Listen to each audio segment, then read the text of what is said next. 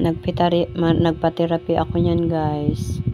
Whole body yan siya, pero yan lang na part muna ang ipopost ko.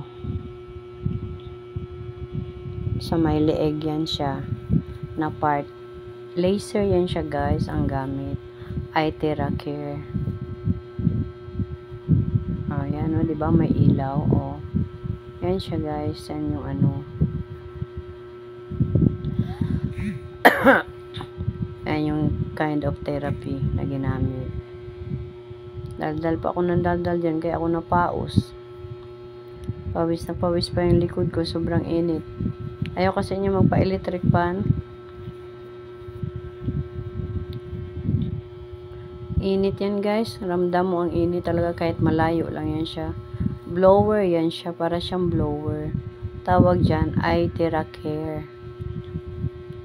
May kamahalan din, nasa 18,000 ang pinakamaliit.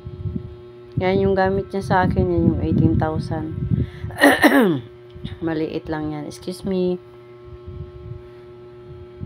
Tsaka ang niyan, 1 hour lang daw yan siya pwedeng gamitin. Tapos ipapahinga mo na.